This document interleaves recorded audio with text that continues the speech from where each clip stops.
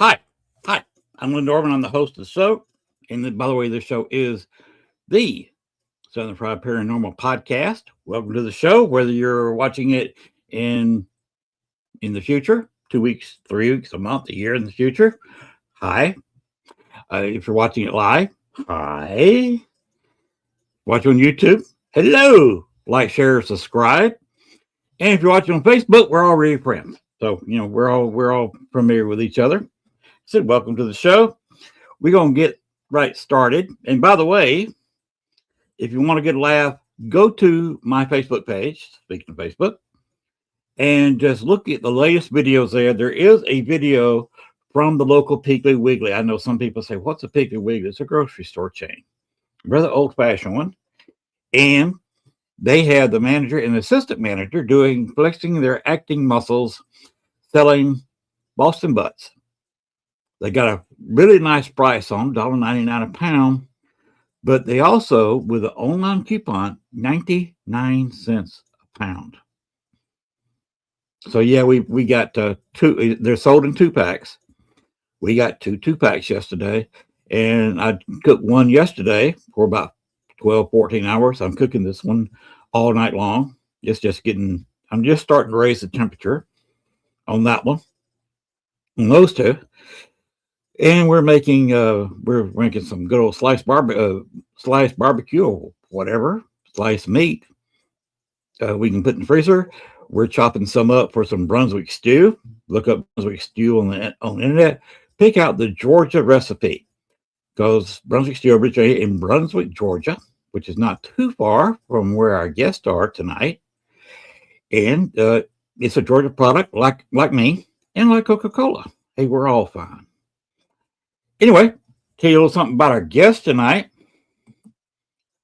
Stan and Teresa Fikes, they're event directors of Deep South Para-Comi-Con, Southeast-based convention that blends paranormal research, horror culture, pop fandom, and immersive education rooted in Southern storytelling and community. They're also the co-founders of Webb Paranormal Group, bringing years of investigative experience, historical research, and ethical exploration of the unknown into everything they create.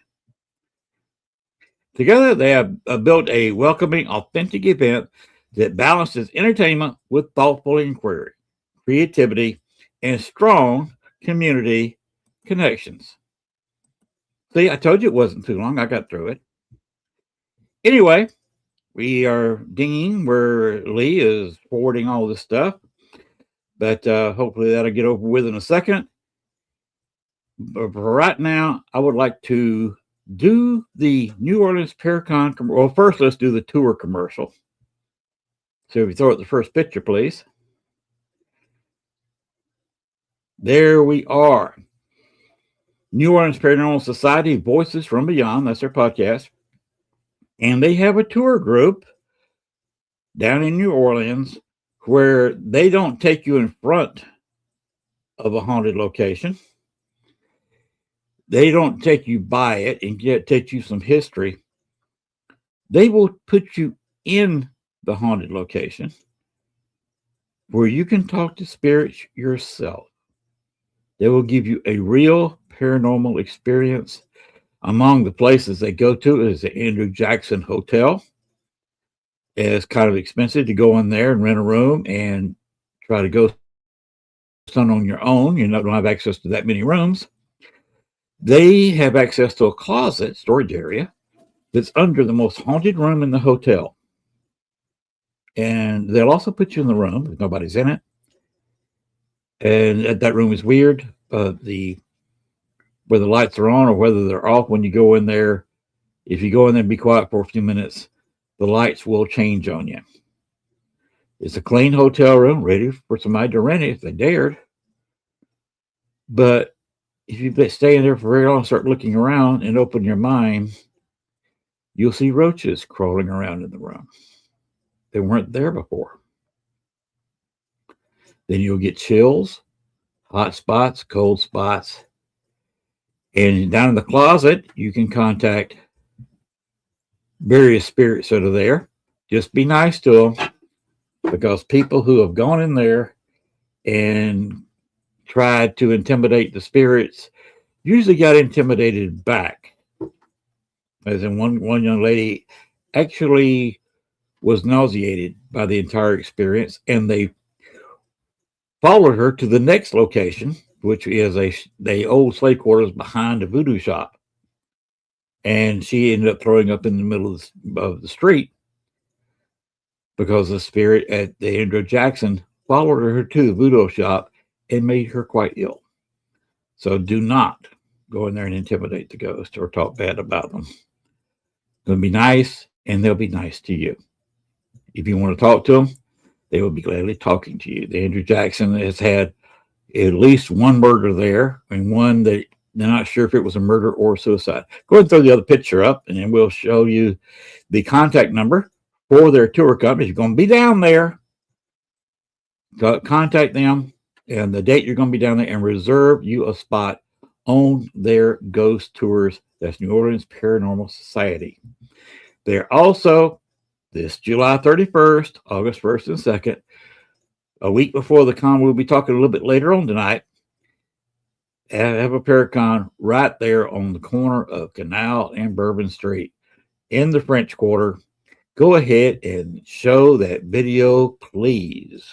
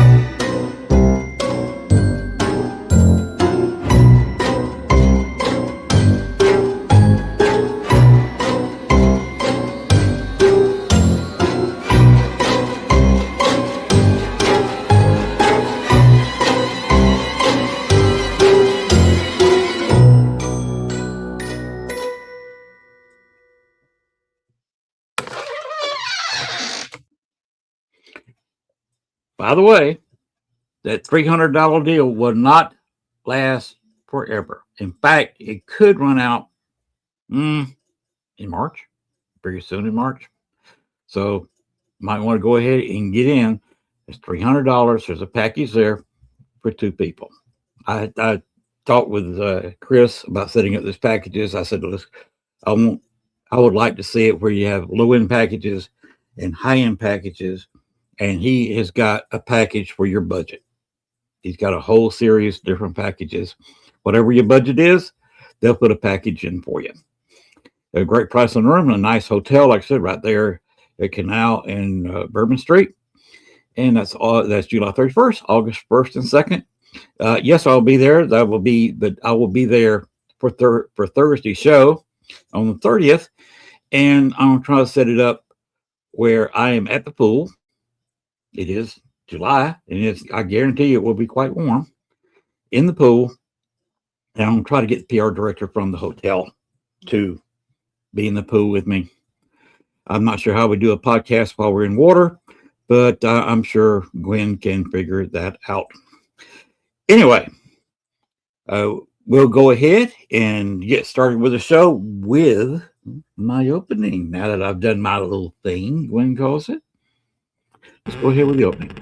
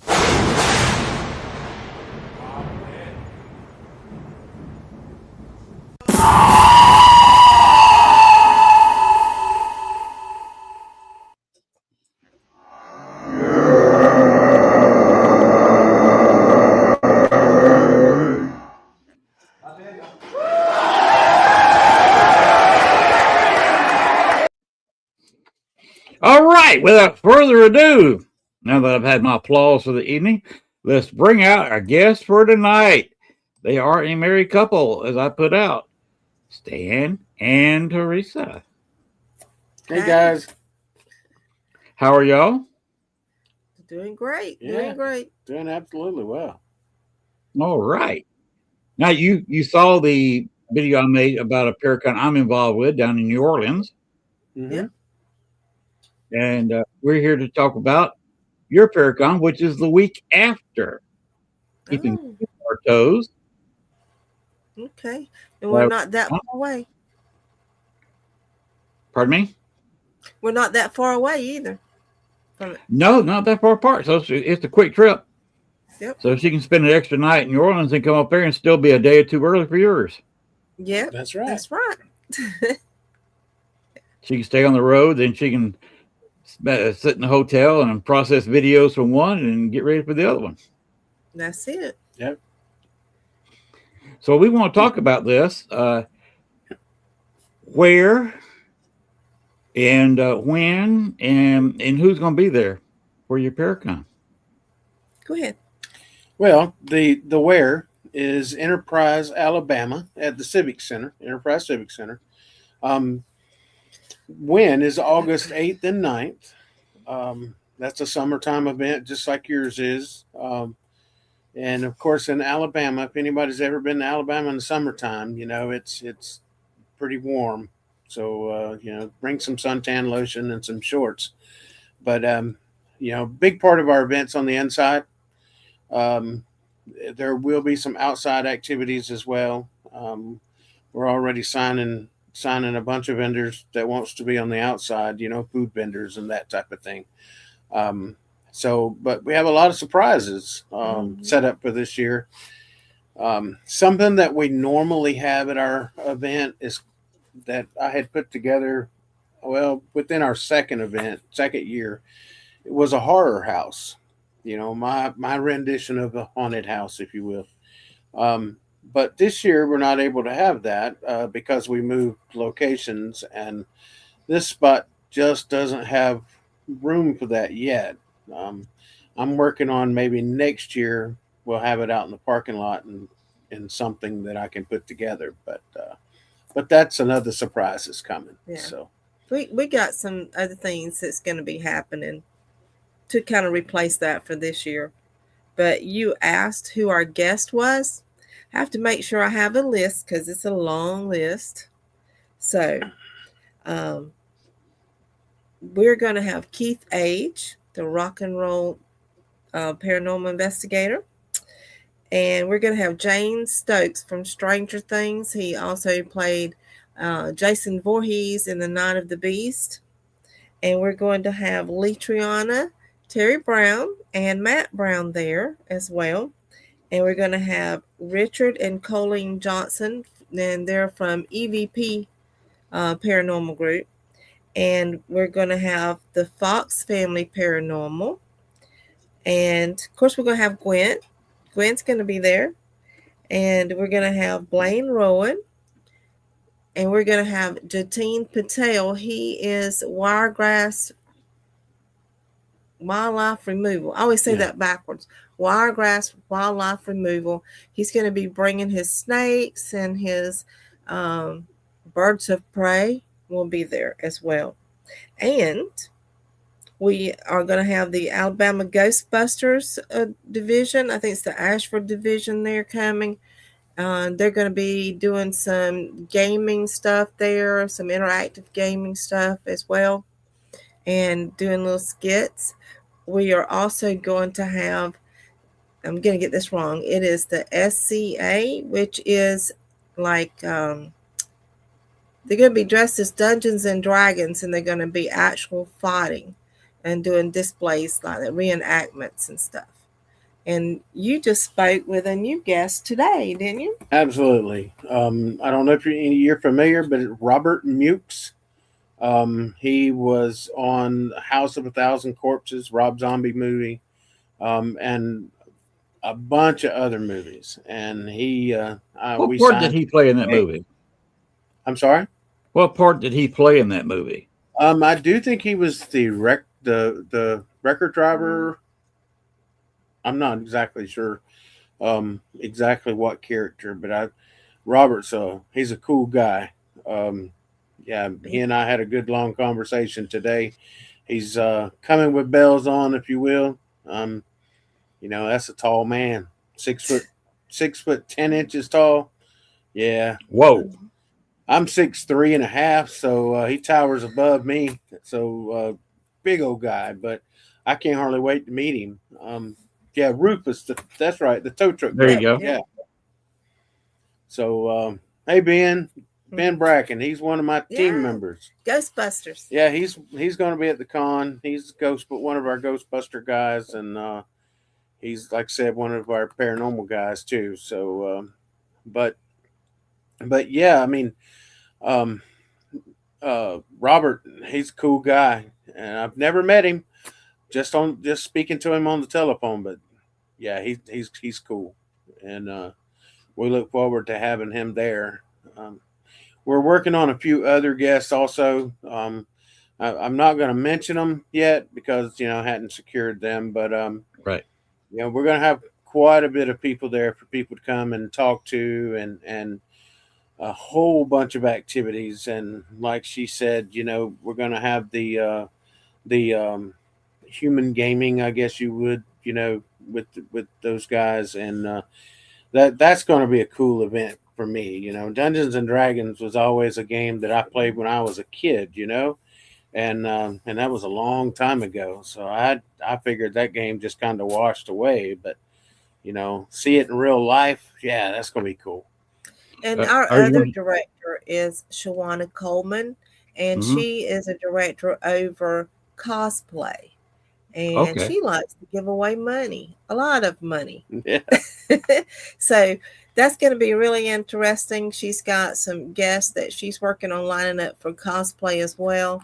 And she's actually a truck driver. She drives all the way across the United States.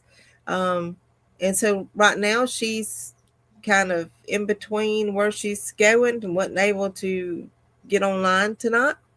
So she said when she gets back, she's going to give us the rundown on what she has lined up for us as well. And every year her cosplay just gets better and better. Yeah, we get to hear their stories, and all about their characters and stuff. And so it's really going to be awesome. So we have that coming up as well. Some of those do me a favor? Yes, sir. When she gets back and she's available on a Thursday night, can you get her to contact me? Because between now in the time of the con, I'd love to have her on the show where we could talk nothing but cosplay. Okay. Yeah, that'd be great. Yeah, If She she loved sees it. something else. Yeah. She sounds like a special person, and that would probably be a lot of fun just to sit there and talk cosplay. And she wants to bring a couple of people on with her. That's fabulous. Okay. All I will right. certainly tell her that. I have one question about your Dungeons and Dragons.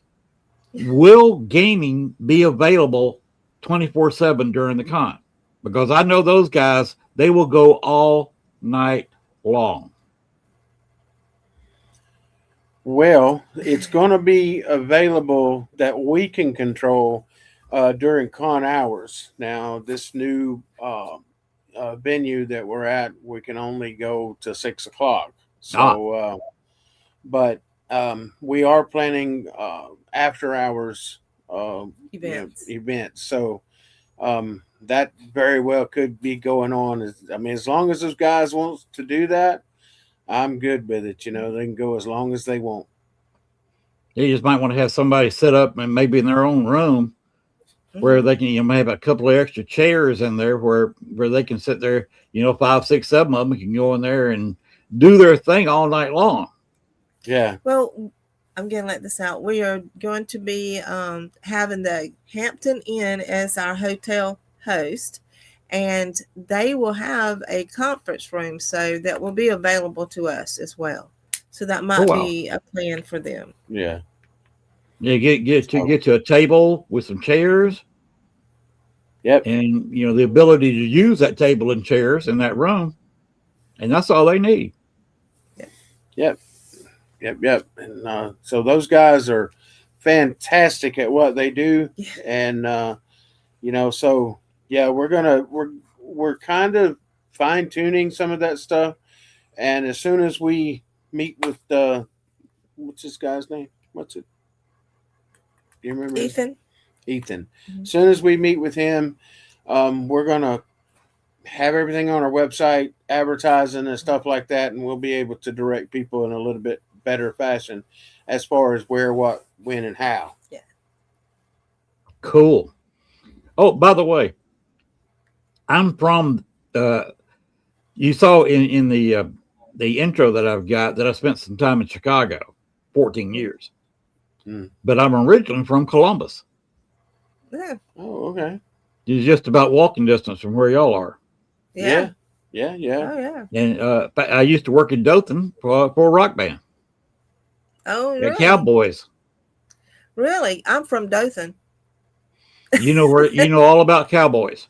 Yeah. We live about 25 minutes from Dothan. So. And I used to live on the same road that went down beside Cowboys. I grew up there. Mm-hmm. I used to travel down that road a lot, even before I worked there, because that's the route from Columbus, Georgia, to Panama City. Yep. Exactly. 231. Mm-hmm. All the way down. Yep. So yeah, I've been there in that area many times, and like I said, I used to work at Cowboys back in the early '90s. Yeah. Back at the heights of it. I think they're closed now, aren't they? Nope. No, they're not closed. Cowboys still open? They're still open. Wow. Still walking on. That's a good sized place too. Yeah. It is. I think the last time we went there, Neil McCoy was there. Yeah. He gave us a table dance. Gave the ladies a table dance. Yeah. I just happened to be sitting at the end. Do what? Did y'all tip him? Yeah. He was drinking all of our drinks for sure too. I've never seen the dude just reach down and pick up a drink off the table and go with it. All right. Yeah, they did. They actually spent a little time with him before the show and got him drunk beforehand. Yes. I carried so much alcohol in there. That's when he worked at a different store, and they actually talked it over with the Budweiser rep, wasn't it? Yeah. The Budweiser rep. Yeah, we got him hooked up. They got him hooked up. So he enjoyed himself. Beer reps are good at that. Yeah. Yeah. So that sounds like a fun evening. Anyway, What were the days again on your con? How many days long is it going to be? it's August 8th and 9th. Okay. I'm assuming you have a website set up for it. Oh, We yeah. sure do. DeepSouthParaComiCon.com. And there it is. Thank you, Gwen. Got everything on there. Paranormal. You got the Mhm. the gaming, and of course the trying to focus on it. The comics. Yes. Yeah, we're gonna do. That's a beautiful banner, by the way. Thank you. Did y'all do that yourselves? Or did you have it done? I did it. She did it. That's good work. I'm the one that normally does that Mhm. stuff, but because I've been having to work extra hours and things, she's had to Mhm. do. So That's good work. Thank you. Yeah, my actual degree is in website development and design. Oh, okay. And then I decided as a second, I guess you say second degree, a minor degree, I just went in and did marketing and did business marketing at that. Okay. me, So I'm I'm assuming that's what you do for a living. Yes. Yep. that's me, what I I'm just kind of boring. I have a Bachelor of Science degree, and but she outranks me anyway. So, but she does really well at what she does for sure. I have a degree in English education because I wanted to be an English teacher, which I Ah, did become an English teacher. And then somebody taught me into going back to school, and I decided to do the website development. And our hobby is, well, I'm also a genealogist, so I love history. I love learning about history. I do a lot of research. I am the head of research over our paranormal team, which is Webb Paranormal Group. So he likes history, and I guess we kind of put it all together. And with our past backgrounds, we decided we wanted to venture out, and we joined another team, and that's where we met Shawana. And when that team dissolved, the three of us decided to create our own, which was Webb Paranormal Group. And it has grown. It is now 16 members of that group. wow. We have junior members on there as well. It is hard to keep a And group together anywhere near that size nowadays. it is. And I'll tell you, this is what we're just talking about. If we have a huge place, only a few people will show up to investigate it. If we have a one-room apartment, Everybody shows up. Real fun. You go to Waverly, nobody's there but the two of y'all, and Yeah, if you're doing a private investigation of a 3-room apartment, everybody's there.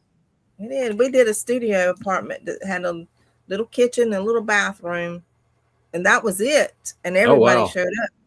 Everybody showed up. But the thing is, we have a nurse that has been a nurse for about 55 years. And she is our medical officer, and she will be at the con, and she will be in costume. We loved it last year. Nurse Hatchet. Yeah, she was Nurse Hatchet. She played that part really well. She scared a lot of people. And of course, then we have another nurse who is a nurse over the ICU.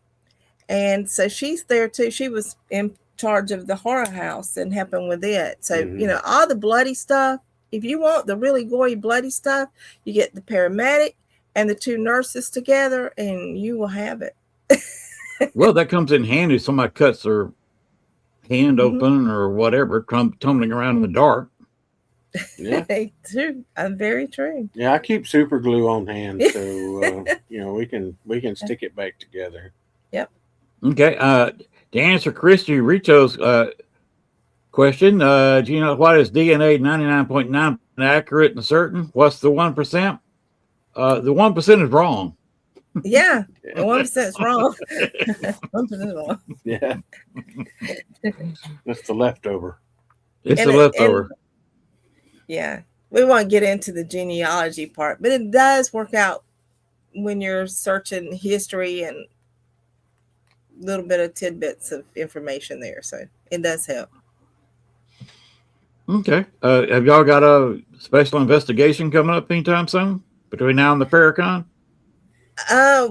Not really, because let me make this announcement. She's going to kill me. We actually have a granddaughter who we help raise, who is 7 months pregnant right now. So we are on standby as of right now. And we've already received a call. She went to the hospital because she has the flu. Hmm. And so she's very nervous about it. First baby, first time doing all the stuff. So she's very nervous. And it's fun seeing her go through all this, and it's scary all at the same time. She does have some other health issues as well. So it's funny. It's very funny setback because we know that some of her fears is for nothing. She just don't understand it, and we've been through it many times. I will say that many times, and it's just fun seeing her go through this first time stuff. Yep, Blaine, you know her, Vivian. Vivian, yeah. You were talking about a investigation, and she was talking about Vivian. Mm-hmm.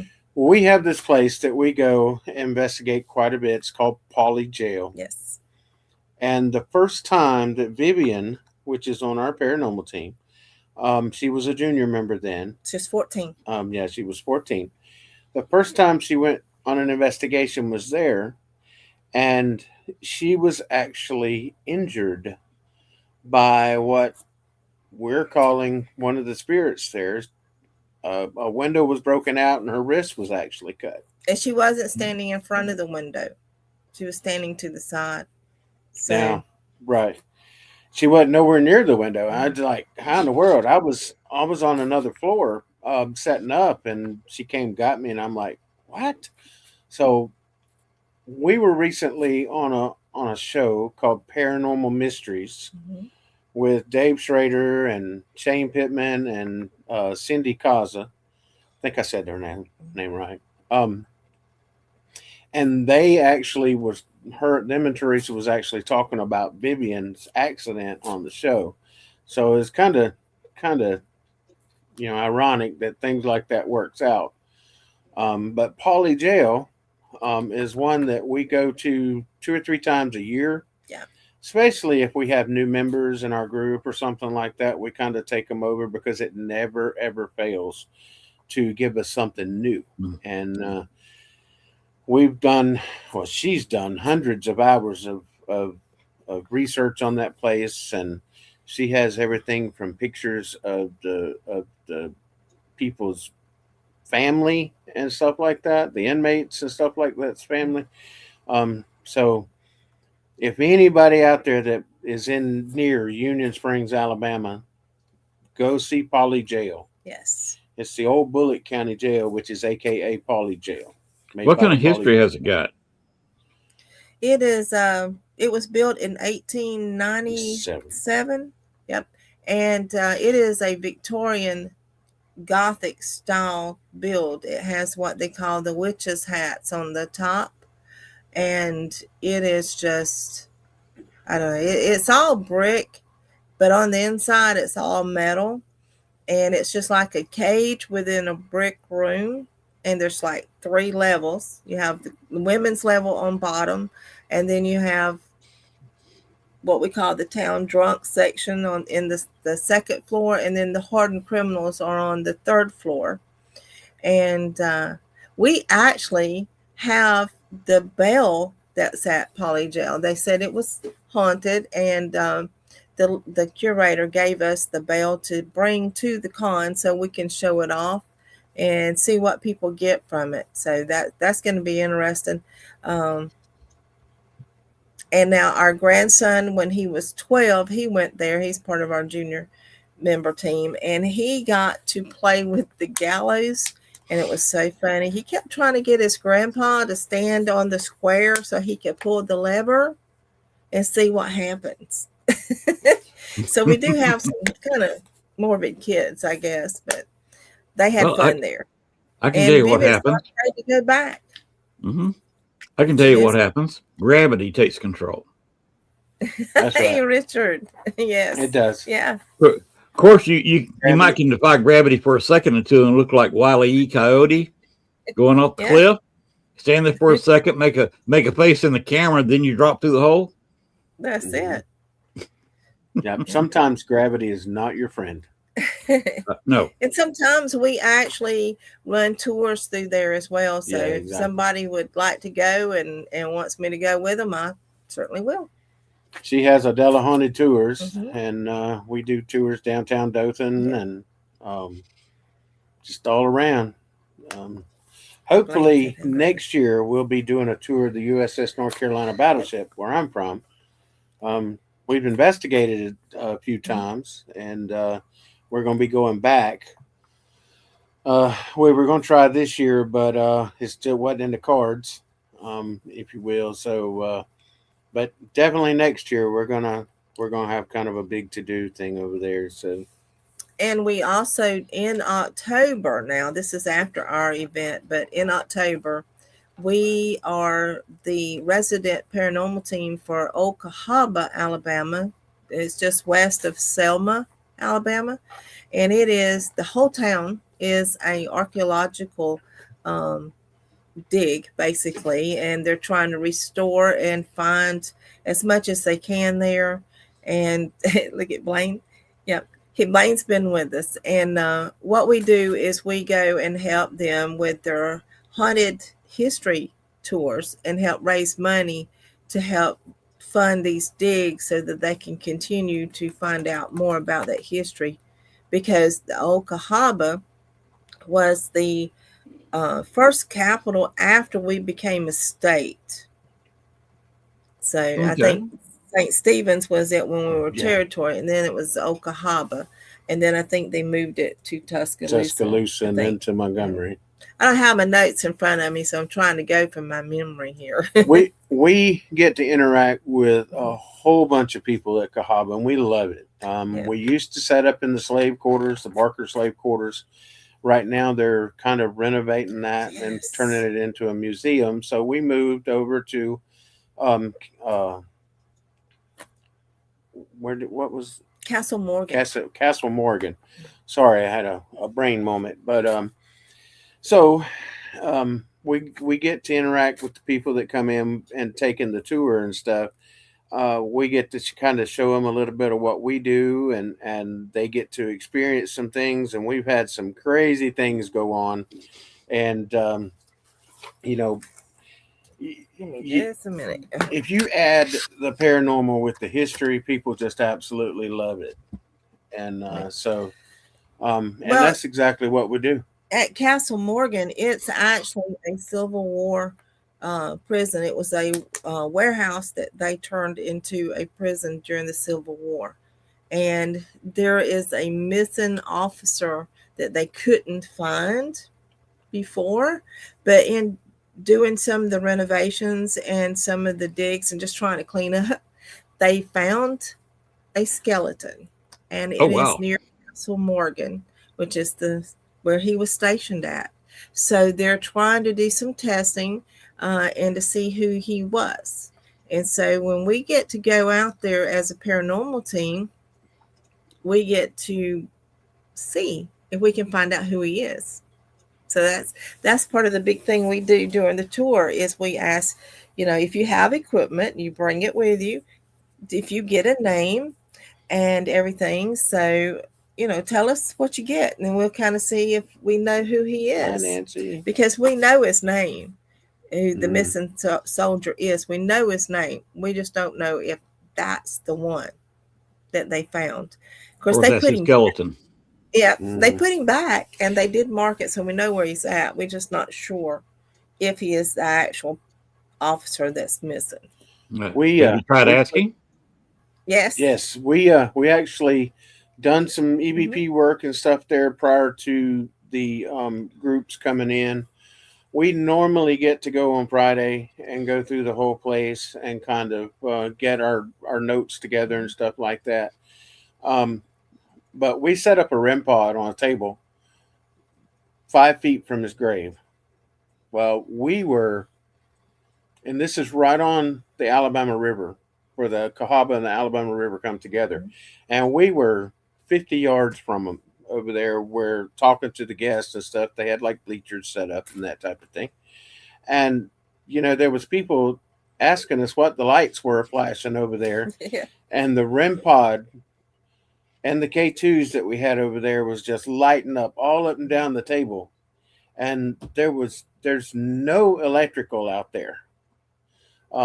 In fact, I mean, we couldn't even run. Well, our cameras run on batteries, but you know, they were just flashlights. Yeah. So you know, people got to experience something that I truly think that he was trying to communicate. He had enough energy that, you know, he was trying to let us know. And I've been going over some of the EVPs, and before I mention anything to anybody, I've got to get with the guy that's in charge of the whole thing and let him listen to some of these. So we got some interesting stuff.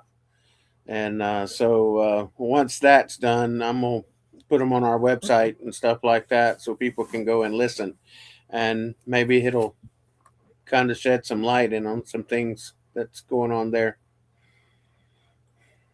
Oh, do they have their own website, or where people want to go for a tour?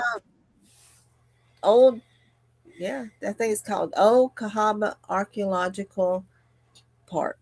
Yeah.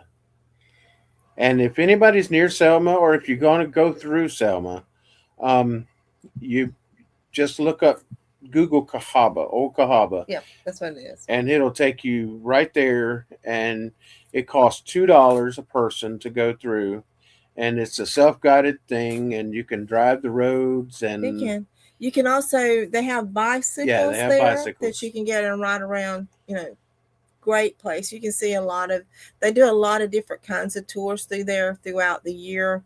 They do a lot of nature walks. They do some reenactments. They've done some reenactments there. Absolutely. And if you wanted to actually talk with some of the archaeologists that is there, I think he actually, William.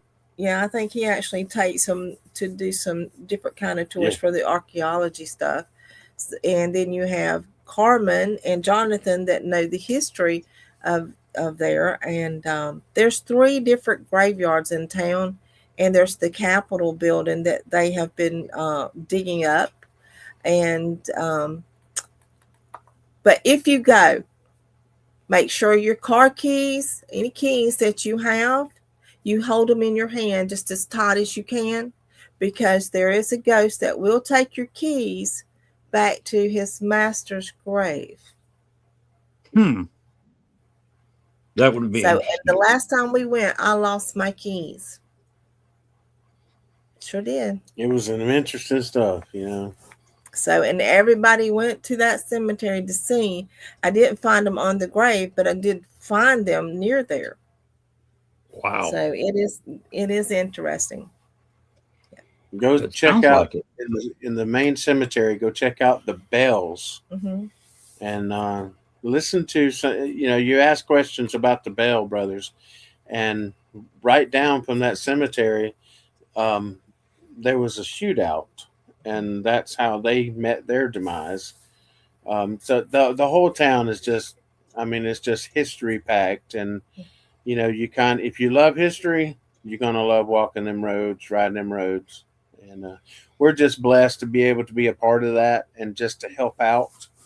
You know, it just makes us feel real good and thinking that we're making steps in the right direction, you know, not just running around out there doing paranormal stuff. You know, it's helping these historical sites to keep their history. Because, you know, history is fading away, and we don't want that to go that way.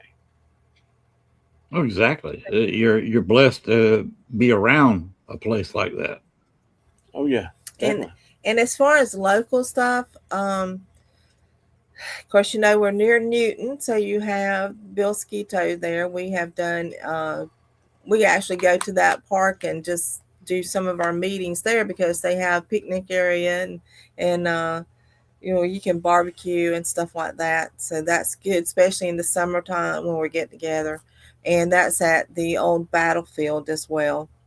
Of course, we also know that we have investigated the Newton Library as well, which that is an old boarding school.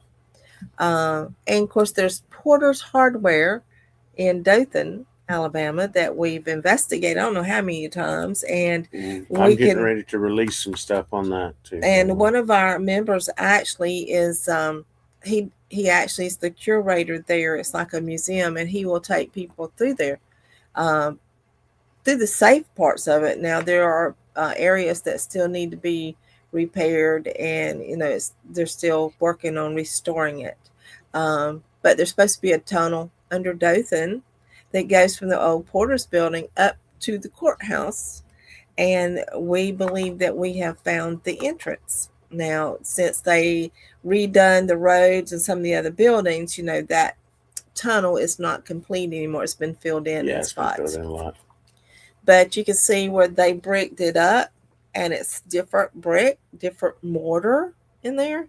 So if you study the architect structures and stuff and how the beams fit on the basements, there's still bullets and bullet holes in the stalls down in the basement where the good old boys on Saturday night would go and shoot their guns. They were supposed to have guns in the city in the 1890s when they were doing it in Dothan. Yeah, and we have EVPs of gunshots.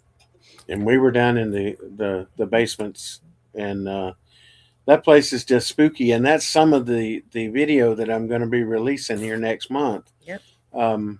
Where some of our members was doing the SDs down there, and we got some really strange noises and things. Some of the investigators that was there, they had things thrown at them and stuff. So yeah, what is this? Like a belt? Yeah, it was like a belt that went on an old wagon type thing from way back. Yeah, and those belts just fell, and the investigator that was closest, Michael, he was around the edge, like right around the corner, and he heard a noise, and when he stepped back, that's when something was thrown, and he kind of, I think it startled him, and he jumped on around the corner. He wasn't sure if it was thrown at him or just thrown in general, but we have that on the EVP, and so that's an active building, apparently, even upstairs, and so that whole thing, the whole time we were there, all these, all the psychics and the people that's sensitive, they were all on edge and stuff like that. Me, I'm not psychic. I don't have psychic bone in my body or anything like that. I just love investigating. And I own the Dothan downtown tours, and so that's one of the buildings that's on my tour route as well. Because I have to, mention the local stuff. I got to stay good with them, We also investigated the Mural City Coffee Company. Best coffee, y'all. Yeah, best you come coffee. to Dothan, go to Mural City and get your coffee. Yes. Go see Destiny and Zach. Yep. And they're great people. Beautiful building, and it was an old hardware. Yes. Old hardware. And it's a farm equipment. Farm equipment, mm-hmm. Yeah. Farm equipment. So, it's gorgeous. So people come to Dothan, go check them out. On the second floor, it has where they were putting the floor joists, the boards together. What's it called? Tongue and groove board. Mm-hmm. And they would slide the boards. They would have the black pitch on their fingers, so it left their finger marks on the boards, and you can see it. They're over 100 years old. Those finger marks are. And you can see that up there as well. They found strange things in the walls whenever they were renovating the place. What was that book that they found? Well, They found let's just say an adult book that, yeah, in the walls of the bathroom. They were renovating the bathroom to modernize it, and inside the wall, they don't know how it got inside the wall, but it was an adult magazine. I can't remember which one, but it was an adult magazine. Back in the 70s. Mm-hmm. Yeah, I was about to say, was it dated? They have that in a glass case where you can't touch it, but it is, of course, part of the stuff they got on display there. They found old tools and things of that nature inside the walls. Yep. Mm-hmm. People want to hide stuff in a hurry. Yep. Yeah. That's wow. it. That's got to be exciting to have something like that close to you and available. Yes, and they have the best coffee because they have Webb Paranormal brew coffee.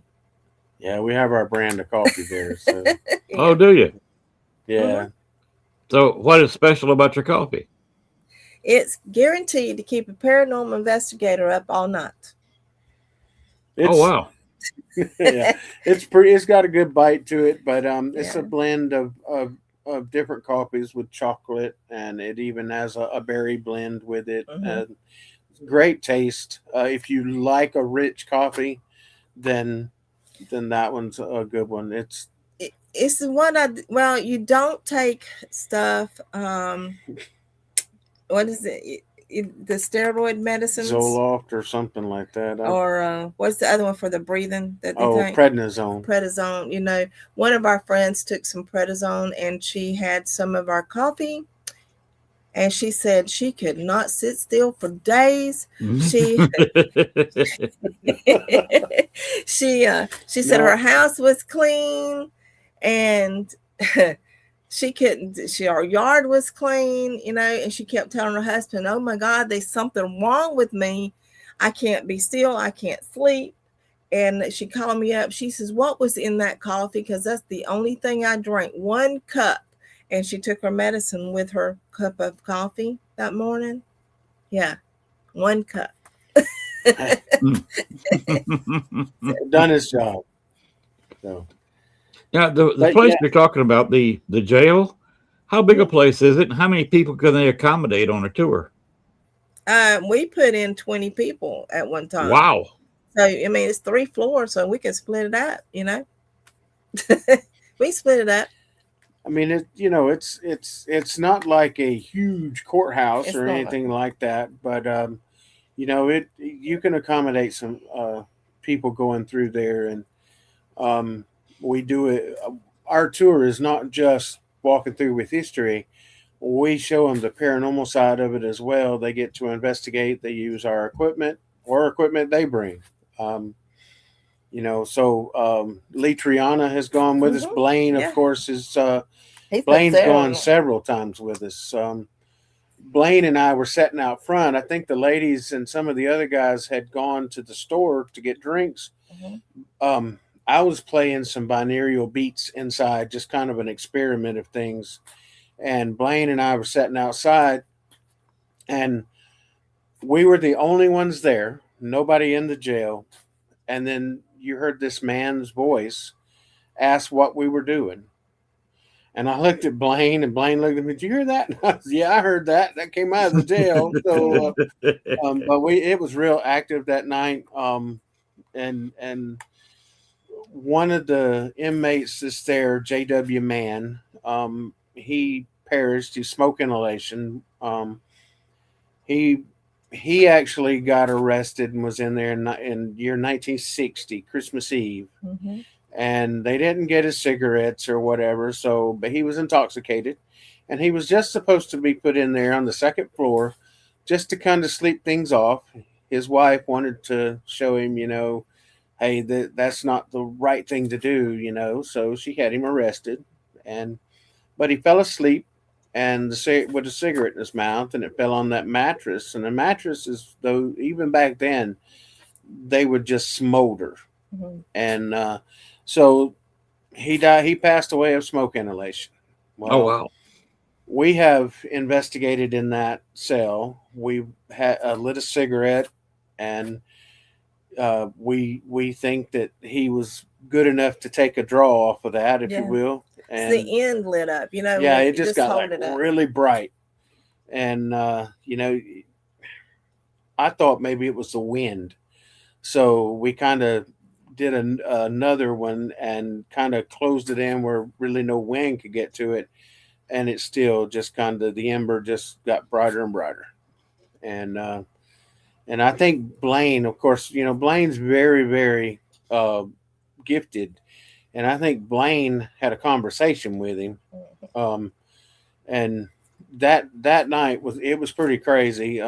Blaine got pictures and stuff, and we were some of our people that went in there with us kind of got pushed around a little bit, and we actually took a lady in there on a tour, and she had begged me to put her in the STs. And so, okay, I explained what was going on with it, things that could happen. Well, I sat her in a chair, and we got everything set up. She was in the chair probably 2 minutes. Something touched her and spoke to her. So she just threw the headset off and the blindfold and everything, and just ran outside of the jail. And as far as I know, she's not been back. Nope, she's not been back. Oh, well, for those that don't know, can you do a quick couple of minute long synopsis of the Estes method? Yeah. Yeah. Say that again. I'm sorry. I didn't Tell hear. them what the EPSTs. Oh, the STs. Estes method. Well, there's several different ways of doing that. Some people do it when they're standing and walking around place to place. Me, I like taking away as much of that person's ability to do anything except concentrate on what's going on. I put a blindfold on and a headset, and we hook a spirit box to it that's just channeling through, and all you hear is a white noise. And I will leave the floor. I have someone there with them, so we never leave anybody totally alone. We teach our people you don't investigate alone either. You always Okay, take can we see somebody with this? you. This, can you see it? That is polygel. Okay. So That's a the pretty good outside. sized place. Yeah. Yeah. But so I set them in a chair, I blindfold them, I take their hearing and their sight away, and then I leave, or whoever's asking questions leaves that floor, goes to a different place, and they don't talk loud. I don't want them to hear any questions if they could, and then they're supposed to make an audible whatever they hear, whether it be a gunshot or whatever the word, it doesn't matter. They just say that out loud, and that person that's sitting there with them writes it down. And so once we go through a frame of questioning, I normally leave these people in there for 15 minutes. After 15 minutes, it starts getting pretty intense, especially in poly jail.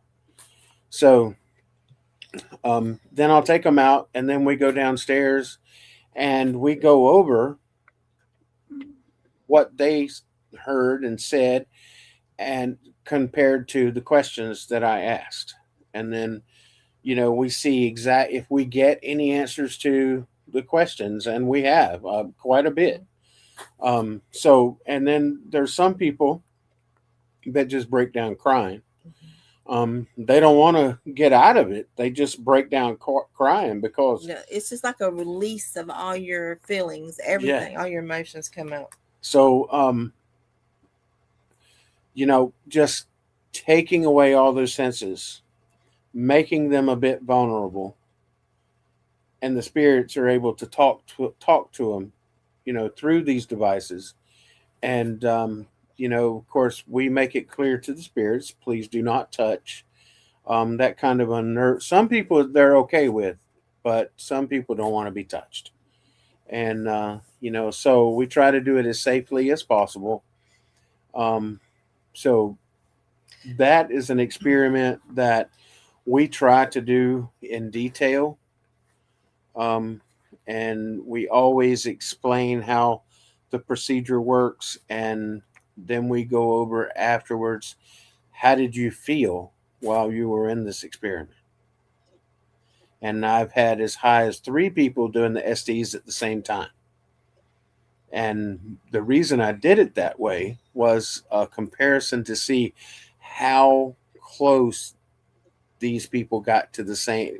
Either they were talking to the same spirit, or if there was 3 different spirits, if they were relative within each, their plane. So, that's the type of data that, if you could get all that on tape or on audio or whatever you're using, that would be so much further step forward in the paranormal as it is now. Because you get some people that says, oh, that's nothing to that. Okay, but whenever you get proof from 3 different people that doesn't really know any of the history of the place, and that's the way I like doing it, they come up with the same idea and in general get the same answers. Where is that coming from? Exactly. We don't know. And now one thing with polygel, we tell everybody, sure, we find it very exciting and very fun for us, but do realize that it is a jail where rapists and murderers was held. Yeah. And so they can be some very violent spirits there. Like we said earlier, one did cut Vivian's wrist. Yeah. It was at such an angle that it missed that main vein in there, so but there was another guy that went with us on a tour there that announced that he was an actual corrections officer, and he thought he wasn't getting anything. Nothing was happening at that time, and we were thinking this is really odd for polygel. And then he walked away from the crowd, and when he came down the stairs, he said something reached from underneath the stairs and pulled his leg through it. It's metal stairs now, and he fell and he fractured his shin bone. Ooh. And so that was really painful. And yeah. We have not been able to get him to come back there. But we always say, stay with the crowd. Don't walk away, because it's just safety. And even though we do light up things as we're walking through, you might not can see what's going to happen. And he really said he felt a hand on his leg that pulled that leg through that step and caused him to fall. Wow. That's a dangerous situation, because there is no give in metal steps. There isn't. And when I take people there, I stop them at the bottom of the steps and I go over this, you be careful, take your time, make sure you hold on to the rail good and tight, and don't get in a rush. I don't care if you're scared, do not run. Do not get in a hurry. If you're scared, let me know and I will take you outside. So, but that's cool. It can be dangerous there. That's cool. Do they have internet there? No, not really. Not good. He found the picture of Vivian's with cut. Hold it to the camera, maybe it'll show. I don't know. Is it showing? Is it showing? I can't see it on there. Let's see, right there. Whoa, that's a serious cut. It is. Yep. And that happened at polygel, right outside the front. Right outside. Wow. And it's just far enough up that it missed that vein. So yeah. Well, sometime when you're on the show again, have a video camera running when you're doing that method, and we can play the video. Okay. Yeah, I'm all for educating the public on different ways of investigating. Yeah, absolutely. I have some video, and another time we'll we'll get it set up, and I can show y'all some of the video of different places that we've been and different procedures we've used and things, So All right. We can do that another time. absolutely. And I look forward like I said, I do want the cosplay person on there a little bit closer to the Para-Con time at her convenience. Sometimes when she's not trucking across the USA, and can take a Thursday night at about 8:30 Central Time. Okay. And gonna take about an hour and a half and talk about cosplay. All right, that And sounds great. If she wants to appear in costume, I'm all for it. I don't know if she'll do that. Oh no, Shawana, might. she's crazy. Yeah, she is definitely one of those straightforward people. Yeah. She loves doing that. And she will tell you whatever comes to mind. Yes. I have met several cosplay people, and I think they're all like that. Yeah. You got to be outgoing to come in some outlandish costume and appear either in a cosplay costume contest or be a speaker or do any kind of entertaining where you're standing in front of people and where you're dressed, whatever character you're cosplaying, be it a sword fighter or a Supergirl or whatever you're appearing as. Yeah. It's kind of like stand-up comedy. You got to have a set to do something like that. Oh yeah. Because you're standing up all by yourself in front of a group of people, and the group of people are there to be entertained. Yes. And you better provide it. Yep, exactly. And what got her into this, I think, well, she just likes cosplay anyway, but she likes entertaining people. She likes putting on events, and she does a lot of extra fundraising for different charities. She is also a school bus driver. Oh, wow. And so she's trying to help some of the students she lives in Dothan. So when she's home and she's not driving the semi, she's driving a bus.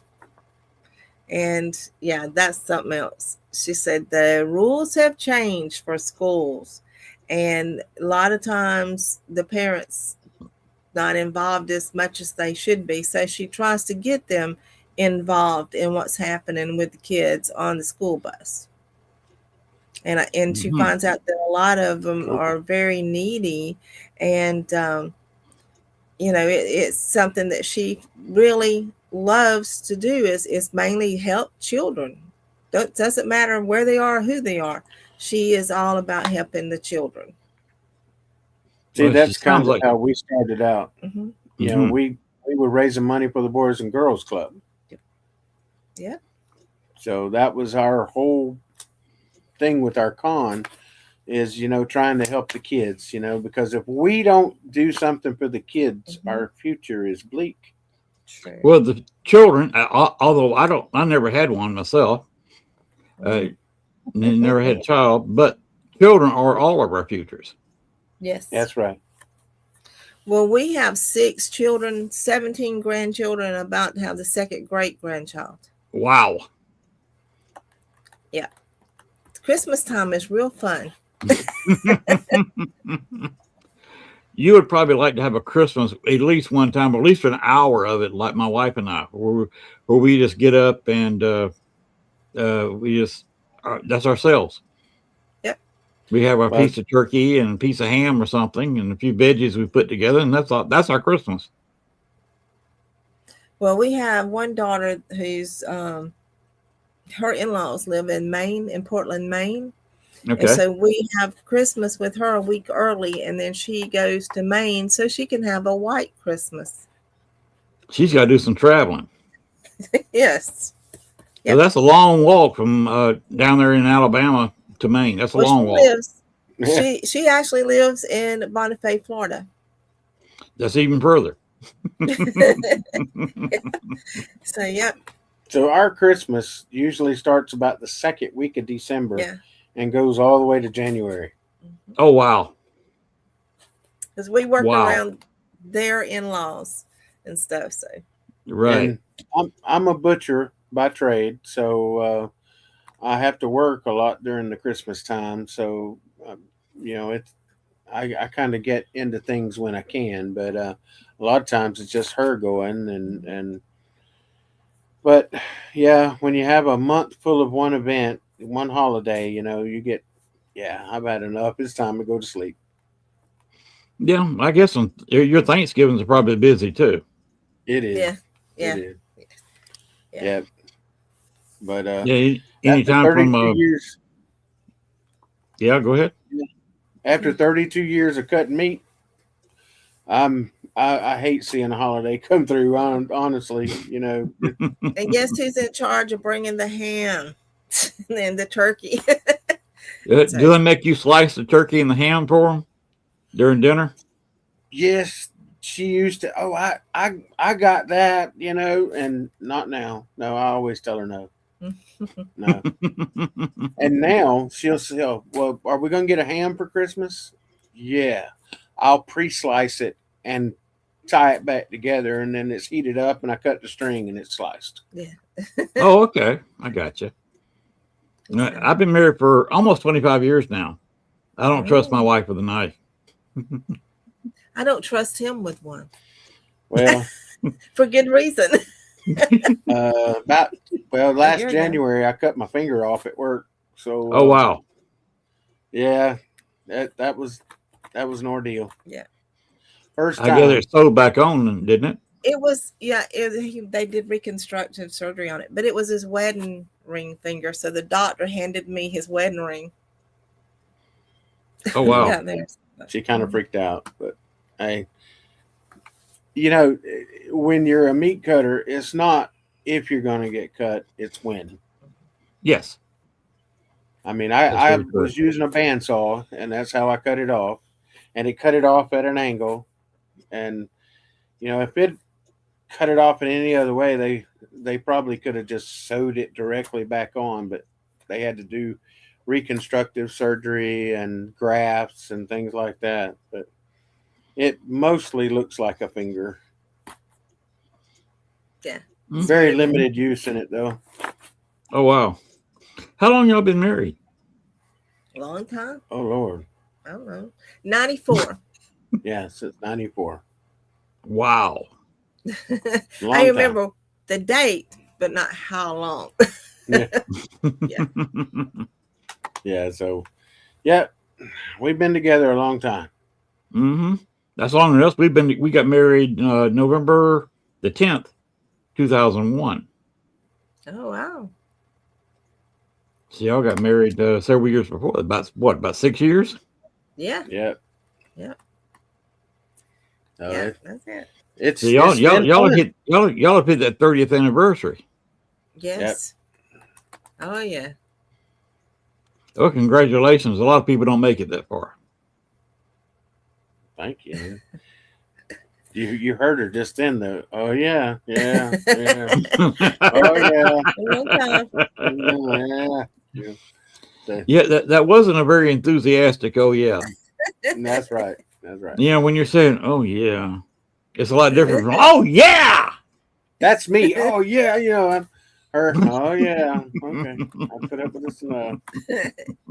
Thanks. Nah, I know. I'm joking with her. I wouldn't have it any other way. I wouldn't either. So I don't blame you. We're in the same canoe there. Let's go back to the Para-Con, since we hadn't mentioned it. We kind of got off, and to be honest, would you believe we've been talking for an hour, 15 minutes now? Oh no. No, actually, I didn't even know what time it was. Quite honestly, I didn't even know what time it was we started. So, well, the show started. She started showing at 8:30. So it's 9:44 Central Time. Yeah. Oh. Yep. Okay. Time flies when you're having fun. But let's go back to the Para-Con real quick again, because that's what we're kind of talking about tonight. Mm-hmm. Let's go back to the where and when. Okay. It's August the 8th and 9th in Enterprise, Alabama, at the Enterprise Civic Center. And if they want to. You got the website. You can look up. Is there a map on the website where people can find it that've never been to Enterprise? Yes. Yes. Yeah. Yes, there is. Yep. And it's like I said, I'm updating it every time we get a little bit of extra information. I am updating it. There's going to be quite a bit of updates this coming week. It's going to be added. So check back often and see what's been added and what's new. All right. So Because they have I all know. Go ahead. we have all the forms, like if you want to be a vendor, if you want to be a sponsor, we have the forms for that. We have the forms on the website for cosplay setup. I think even if there's some performers that want to come and perform, we have forms on the website for that. So everything should be handled on the website. You can buy your tickets on the website too. And we do that because I have paid a lot for security to make sure it is safe. And we have had a lot of problems with people selling their tickets that they purchase. It's all digital tickets, and you can print out your ticket, but they're not transferable. And I do have a list of everybody that comes through, and it is checked off as they come through the door. You can't resell your tickets. We don't sell through any other place but the website. Yep. Good to know. So, Well, I know that Gwen's really looking forward to it. How many years have y'all done this now? this is our 5th year. 5th. And no end in sight. You're going to keep on going, aren't you? That's it. Absolutely. That's it. As long as people showing up, we're going to be there. Yep. You're having too much fun, aren't you? Oh, yes. Meeting a lot of great new people, too, every year. Make a lot of friends. Of course, we got some old friends coming too. Blaine and Gwen and Lee and everybody. And, we just have kind of like a family reunion when they all get there. And of course, like she said, we like meeting new people. And, we always tell anybody that comes to our event, ask for Teresa and Stan. And because we want to meet everybody that comes through the door if we possibly can. And, if anybody has any questions or whatever, just come ask us. We are right there on site most of the time on the vendor floor. Or I am on the vendor floor most of the time. Yeah. So I'm accessible to everybody. If you can't find us, look for Shawana Coleman over in the cosplay corner, and she'll be there. I've gone to some events, and you can't really find anybody that's in charge or can help you with anything. That's the reason I told her. I said I don't want our event to ever get big enough to where I can't do that. And, because I want to be there for our vendors, our guests, or our people that are attendees that's coming in. I want to be there for, anybody that needs some help. And that just makes it more personal for me. I've been to certain Para-Cons, I will not name them now, that you just to find out a piece of information was sometimes at least a 15 and sometimes 30-minute thing just to get a piece of information. Yeah. Oh, wow. And we try to that's not keep right. our vendors involved in stuff. And we, and our guests too, we let them know, hey, this is what we're doing.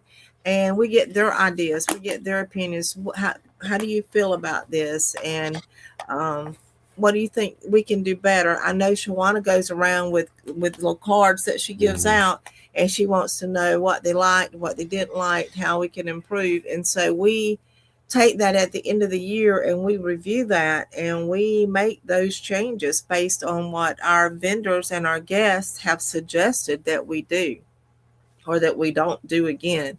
And it's really helped. I think it does, because it helps us to understand what the people are wanting, what they see needs to happen for that community.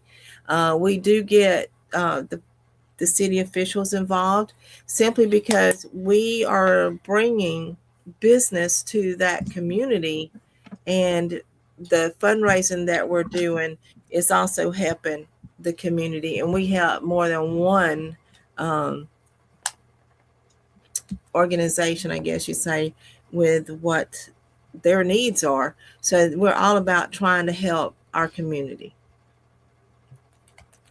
And have you ever been to any of these events that's ever been perfect? I don't think there is such a thing as perfection. No, there's not.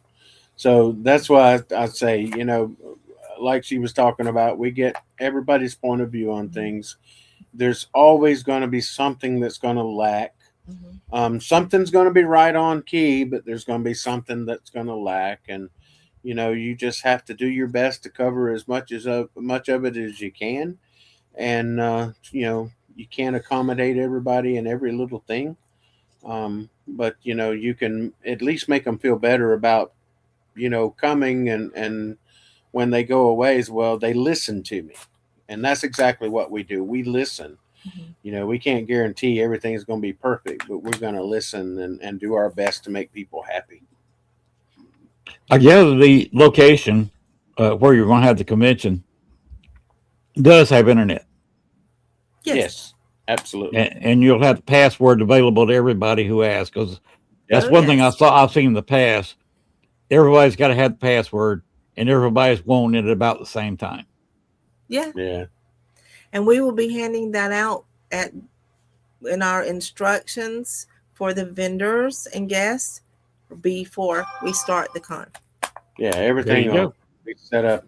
Even if I have to personally go and carry the passwords to them, I've had to do that, and make sure that everybody had the right password. Because sometimes communication isn't the best on some places. So, I make sure that, I ask a lot of questions sometimes to our venue, and they may get a little aggravated with me, but that's the only way you're going to know is if you ask questions. By the way, you see Blaine Rohan here? Yes. Yeah. He said, I'm a ULR, and he says, I'll help you as well. So there's your volunteer right there. Oh yeah, Blaine. Well, Blaine's one of our guests this Blaine's year, one of our guests. And he normally comes, but he didn't get a chance to come last year. He was sick. But Blaine is definitely one of our key guests. So yeah, Blaine helps. We've been friends with Blaine a long time, and there ain't nothing Blaine won't do for somebody. And he gets in there and he'll work as hard as he possibly can. And we just love him. We just love him to death. And I missed him last year, and this year when I see him, I'm gonna give him a big old bear hug. And so Blaine's just part of the family. Yep. I'll ask Blaine this. He can answer it there in the chat room, and we'll go in and throw it up there.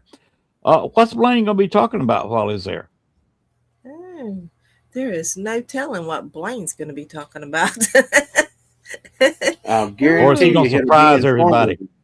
Yes. It will be informative. And Blaine's special. Now, I mean, I don't mean that in a bad way. Blaine is very talented, and I've learned a lot from him, investigating with him and things like that. So, yeah. Now, I know before he did some workshops for us. Yeah. I don't know if he's going to try to do that this year, but he was actually helping some of the kids that have some psychic abilities. And children with psychic abilities. And also helping their parents to understand, their needs and stuff. And I think that was very good. How to deal with a child with a psychic ability. Yeah, that's rough. That's necessary information if you have one. Mm-hmm. Yeah. Wow. So, Blaine, thank you for doing that. And he says, the answer to my question, whatever they want me to. Oh, yeah. Look, it sounds like you got a really good friend in Blaine. I do not know Blaine, but he sounds like a good man. He is. He is fantastic. My compliments to you, Blaine. Yeah, he is from Wetumpka, Alabama. So just down the road. Yeah. Yeah. Keep between the ditches. Yeah, that's it. And if we ever need anything, all we have to do is call Blaine, and he's Johnny on the spot. Yes. Psychic kids is my jam. There you go. There you go. And one of the best things about Blaine is he's an Alabama fan, just like I am. Roll Not an Tide, Auburn Blaine. Oh. Oh no. Oh no.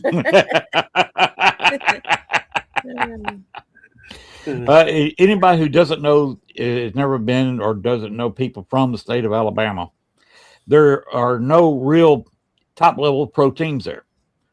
No. So you're either an Alabama fan or you're an Auburn fan. Or a Kind of Troy hard fan. to be both. And some people say, I don't care, one or the other.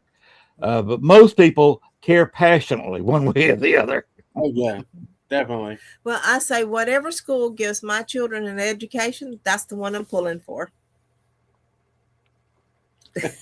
Sweet home sings way off key. Yeah, absolutely.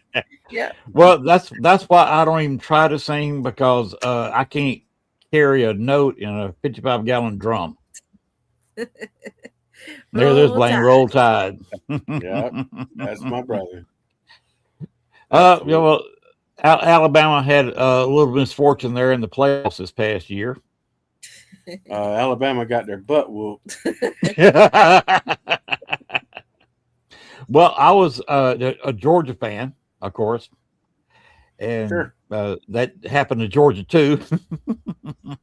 Yeah, now that's my second team is Oh, Georgia. Lord. So now I played in the ACC, so that's actually my NC State's my alma mater. So, but SEC, I'm a big SEC fan. That's what I'm, a big SEC fan, even though my alma mater is in the Sun Belt, Troy. Troy, Oh, okay. yeah, I like Troy. I do. Kind of close all in there. Yeah. The Civic Center that we're going to be at in Enterprise is right on 167 that leads right to Troy. Right to Troy. So it's not very far from there. Like I said, everything's in that one little area. That's it. I grew up, in Columbus. Spent first 40 years of my life there. Yeah. Wow. And my sister actually still lives in Yes, Lord. right on the Chattahoochee, Fort Mitchell. Oh, Fort yeah. Mitchell, yeah. Yeah. No, that's that. Right across from that big military cemetery. Know where that's at. Mm-hmm. Well, that's a beautiful cemetery if you ever go in there. I actually, It is. I have a couple of friends buried in that cemetery, so I've been in it. It's a beautiful place. Very restful place. Cemeteries. Yeah. If you ever go to Selma, go to the cemetery there. Yeah. Catherine Wyndham is buried in there as well. Mm-hmm. One that did Alabama's 13 Ghosts and Jeopardy. But that cemetery is huge, and there's so many old, beautiful gravestones and stuff in there. Who is the 13th ghost? Jeffrey. No, it's the 13th ghost And Jeffrey. Jeffrey's not the 13th. Actually, William Grancer Harrison is the 13th ghost. And we have investigated that graveyard and that particular grave. Yeah. Tomb. He's buried in his feather bed. It's just encased around him. Oh, wow. And, cool. So, yeah. Yeah, our local TV did a piece on us a few Halloweens ago. Yeah. We had a lot of fun. Yeah, when we were out there, the lady contacted us and said, "Hey, we seen you guys had gone out there. Can you take us out there? Sure. We'll do a story on it." Sure. So we did that, and it worked out, and we got to have fun. Mm-hmm. You can't be serious all the time, but we're serious all the time. Well, that's the way I like to be. Music and have a good time. That's what you do. Right. Because you see, that's kind of how I do the show. Say a few things funny, say a few things informative, keep everybody listening, everybody entertained, and they hear your information. Yes. That's right. That's right. And that's what I try to do, is give people information, and I try to promote stuff. And I wanted to get y'all on the show because Gwen's going, Lee's going to your Para-Con, And I'm so busy. But oh, by the way, one question I want to ask you: uh, whose fault is your Paracon? Whose fault? Yes. Can we blame Shawana? You can blame Shawana. We blame Okay. Shawana because Shawana There- kept saying, "Let's go to these Paracons. Let's go to these Paracons. Do you think we can do something like this?"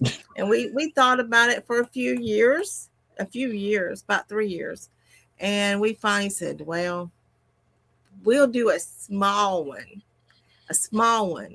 And we did it. The building, the fire code said you can't have more than 400 people in there.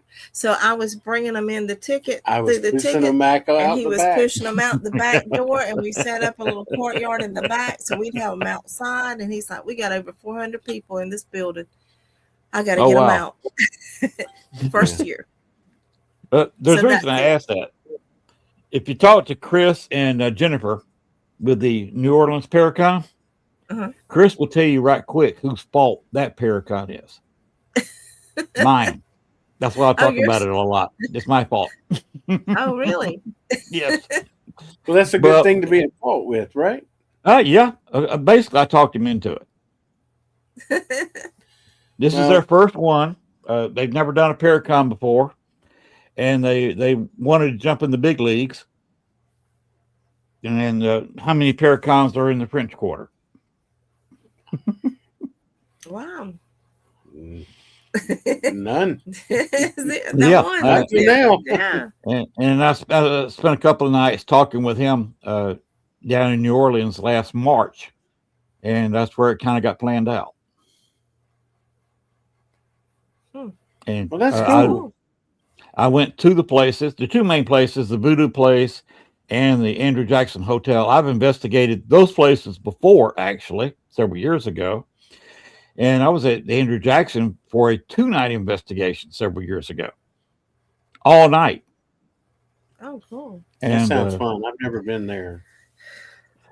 that's a very haunted place. And it's, of course, y'all will be too busy to go down this year. Now, next year, thinking about moving the Paracon to June because it's basically too close to y'all. Because it's between Gettysburg and y'all. So he's thinking about moving it to June. So there's no other Paracon the next week or the next week from Yeah. it. That makes sense.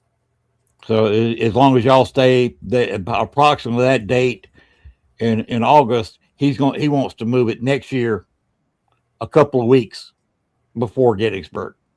Yep. And that's what we run into. We were doing it in September, and we noticed that there was too much stuff going on in the area, and so it didn't do as well. So we moved it back to August, and it has picked up. So yeah, that August works. is going to be our month. Looks like so. Okay, Oh, it's I'll let Chris know about that. That y'all like August, and he's staring at June for next year. okay. Well, that's cool. We'll keep watch out for that because we'll go. Can we mention one other event? Go for it. I'm Okay. listening. I may get the dates wrong. Let's see. It's November 13th, 14th, and 15th in Marianna, Florida. We're having Medieval Fae Fest. This will be our second year doing that. Second year. Yep. Medieval Fae Fest. Yes. Yeah. It's like a Renaissance festival. Aha.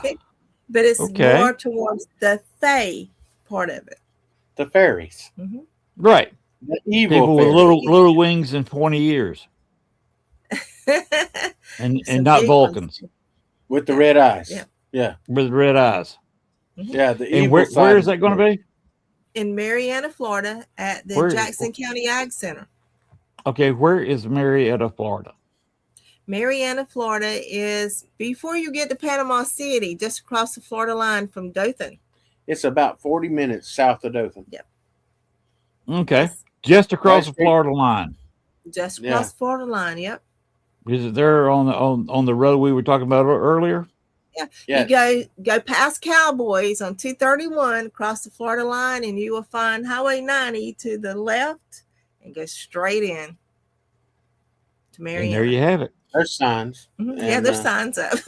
yeah, you're going to start seeing the advertisement because we've already started taking vendors for that as well. So we're doing 2 events at one time, my brother. So what dates was that now? November 13th, 14th, and 15th. It's a 3-day event. Okay.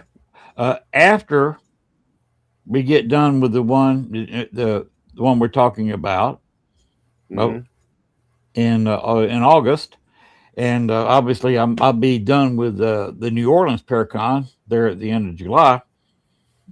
I'd like to have you back on the show, and we can talk about the one in Florida. Okay. That sounds good. Yes. Yeah. Give you some advertising for that one, and maybe entertain a pay of 2. And there's the Deep South beautiful banner again. Thank you. And you can we have one drawn up for the Faye. Yes. Down in Florida. We'll bring a ferry with us when we come. Yeah. Okay. Yeah, we can do that. I know who you're talking about. Yeah. Is your favorite cosplayer going to be at that one? Yes. Yes. Probably cosplaying a Faye. Tawana's going to be helping with cosplay contest at that event as well. Yep. At both these Para-Cons, you do have cosplay contests, right? Yes, we do. Yeah. How do you judge those? Go ahead. Deep South is not just paranormal. It's not just horror. It's not just comics. It is everything all in one. So, we can have something for everybody, whatever their imagination is. Because it's really, the slogan is a portal to your imagination. Okay. And as far as judging cosplay, Shawana, she brings in judges. I think she brings in a cosplay guest, and they actually help her do the judging because she does give away green cash money. Yeah. So and it doesn't cost anything to sign up to be in the cosplay. Free entry. Yep. And I mean it's a wonderful thing, and it's fun to watch. And some of those folks, they get to tell their little story, how they came about to be this character, and whether they built their suit from scratch, and that type of thing, and they're judged on all of that. And so it's just absolute, like Gwen said, it's just fun. And so if you can make a difference in your community, help your children, and have fun all at the same time, man, you rock it. Yes, you are. All right. We've now been on here for an hour 40. I imagine Gwen is getting a little jumpy in her chair. Yeah. Sorry, Gwen. I've been known for being long-winded. If you know Georgians, we're all kind of long-winded. I'm fine. Love you guys. We like to talk a lot, and we like to hear ourselves talk a lot. So I'll go. I've been on my old network. I used to have sometimes 4-hour shows. Gwen won't let me do that. She has threatened to beat me up if I start going toward 2 hours. Thanks, Blaine. The longest podcast that I've ever done. Yes. Our guest was Andrea Perrin, and I was on Spreaker then. Yes, it's audio. And it was 3+ hours or whatever. Yeah. Andrea is a sweet person and just full of energy and knowledgeable about everything. Not just the Conjuring incidents, but UFOs and all of that stuff. So it was just fascinating just listening to her. And but we broke 3.5, almost 4 hours. Mm-hmm. And I'm like, wow. And I was going, gotta go. See, at the 2 hour mark, Gwen's a little bit more verbal. Oh, okay. She 2 hours comes. max. She comes in and says, "Okay, folks, it's been 2 hours. Let's get out of here." Yeah, I get it. I understand. Yeah. I But- produce shows too, like she does, and yeah, it starts to when I honestly fell asleep in one of the shows one time, and they Oh, wow. just had to end without me. You did. I did. So now I set up and I drink coffee, and I'm constantly staring at the show, so I don't go to cool. sleep. StreamYard limits to 2 hours. I have gone longer on StreamYard. I don't Yeah. know if they've got a new limitation on there or not. Now, I Yes. did push the Facebook limit. YouTube will let you go all night, but Yeah, Facebook cuts you off at 8 hours. I tried that one night. Not limited now. That's what I was saying. It's not yeah. limited now. Just The schedule it. Facebook cuts you off at 8 hours. So what I did, I just restarted and linked back to that Facebook and just started over with a new Facebook show. Yeah. Mhm. And everybody Yeah. watching on YouTube just saw me restarting Facebook. But Yeah. one more time, we'll go ahead and get out of here. One more time, the website and contact in the who, what, when, and where at the Para-Con. It's Deep South Para-Comi-Con.com is the website. You can contact us through that, or you can contact us through Deep South Para-Comi-Con at gmail.com as well.